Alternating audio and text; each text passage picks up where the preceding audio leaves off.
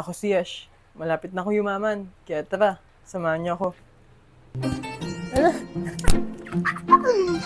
Ewan ko ba kung bakit ang angas ko. Masanay na kayo sa akin. Seryoso naman ako sa buhay. Pero di talaga mawawala yung pagkamakulit ko minsan. Kaya siguro ang dami kong mga kaibigan. Pero ngayong araw nga na to, ay isi-set up na namin ni Justin yung gagawin naming negosyo. Kaya mahalaga tong araw na to para sa amin. Kasi alam naming magugustuhan nyo at madaming matutuwa. Pero bago ang lahat, pumunta muna ako ng Metro Walk para bumili ng AirPods. Pag may mga kailangan nga akong ganito, dito na ako bumibili. Ang babait kasi ng mga tao dito, talagang i-assist ka nila sa mga gusto mo. At pagtapos ko nga bumili, nagkita na kami ni Justin. Sabi ko sa kanya, doon kami pumesto sa tahimik na lugar para makapag-isip kami ng maayos. Gumawa kami ng business plan. Pinag-usapan namin lahat. Sobrang ganda nga ng naging resulta. Kaya naman umalis din kaagad kami para subukan na yung naisip namin. Di nga kami makapaniwala. Akalain nyo yun, magiging mag-partner kami sa negosyo. Kaya sana masuportahan nyo kami. Kahit sa simpleng pag-share lang, malaking tulong na po yun sa amin. At pagka-uwi nga namin, naligo na kami. Sabay bumili na kami ng mga kakailanganin. At dahil nalalapit na nga ang February 14, araw ng mga puso, naisipan namin gumawa ng chocolate bouquet. Ang kagandahan nga nito, meron siyang kasamang Polaroid. Sobrang ganda nga talaga nito. Kaya na-excite kami sa mga o-order. Ito na nga yung finished product. Imagine mo na lang ikaw makakatanggap niyan. Sa mga gustong umorder, PM nyo lang kami.